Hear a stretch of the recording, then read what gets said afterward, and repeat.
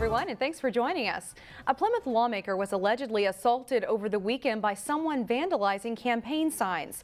Republican Representative Sarah Anderson says she saw a man kicking campaign signs near a gas station on Rockford Road in Plymouth. And that is where Delane Cleveland is now. He joins us now with more. Hi, Delane. Hi, Shannon. The political campaign season can be a nasty one, but rarely do you ever hear about it becoming physical. Well, this past weekend, Sarah Anderson says somebody crossed that line. With 3 weeks until Election Day, campaign signs are as visible as the fall colors. However, some are in better condition than others. I've had signs down here on Rockford Road 2 years ago. They were all spray painted. This past Sunday, State Representative Sarah Anderson of Plymouth saw a man kicking several signs along Rockford Road and decided to intervene. So I pulled my car over and I crossed the street and I confronted him. I said, "Hey, you can't do that. That's not your property." And that's when he said to me, "I'm an anarchist, I can do what I want." And I said, "No, you can't do that." I said, "It's not your property, you can't do that."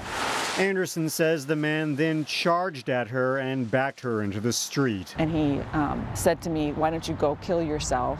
I had to step off onto the Rockford Road, and then I just got out of there. I went back across the street, got back in my car, and I thought I had gotten a photograph of him, and I hadn't. It was at that point that Anderson drove to a nearby gas station, which was in the direction where he was headed. She snapped this photograph of him as he approached, but Anderson wasn't prepared for what happened next. He sees me, and he says, "Just leave me the expletive alone," and comes running at me.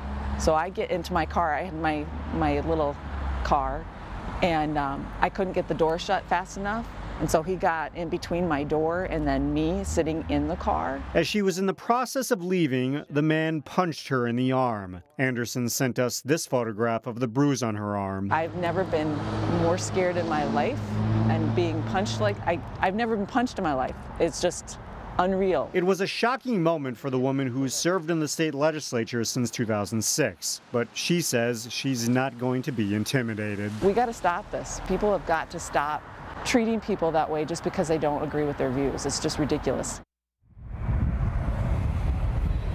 The Plymouth Police Department says they have identified a suspect, but the investigation is still ongoing and no charges have been filed yet.